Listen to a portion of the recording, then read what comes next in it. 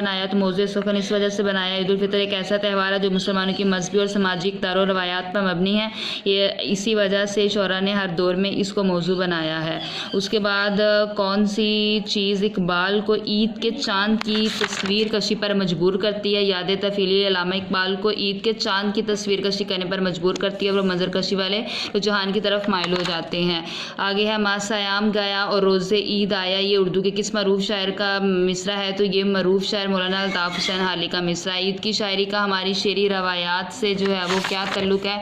तो इस क्वेश्चन का जवाब है उर्दू की गज़ल शायरी में ईद ईद का चाँद हिलाले आबरू महबूब से रोज़े ईद की मुलाकातें और इसके मुतल्लक़ात ही अहम रहे, ये क्वेश्चन है। उसके बाद हम लोग जो है वो अगली नेक्स्ट पढ़ते हैं। तो गलत दुरुस्त है 1857 की जंग आज़ादी के बाद उर्दू शायरी में वुसअत पैदा हुई। दुरुस्त ख्वाजा हसन नज़ामी ने दिल्ली की बर्बादी के मिसिए लिखे हैं।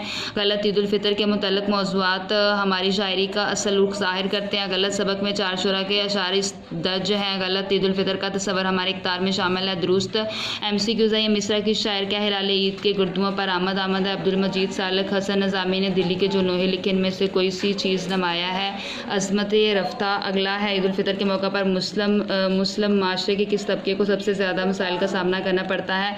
मतवस्त। नेक्स्ट MCQs पढ़ते हैं। तो नेक्स्ट MCQs हैं शायर ने लज़ाफ़त अफ़ज़ाले शोर तफ़ीली में किसकी तरफ इशारा किया? ईद उल फितर का चाँद। 1857 की जंग आज़ादी के बाद वजह तेज़ हो गई नज़्मों की तरफ। अगला क्वेश्चन है मुसन्निफ़ ने ईद का तल्लुक़ त्यौहार के अलावा किससे जोड़ा है? 2-3 सत्रों में जवाब लिखें।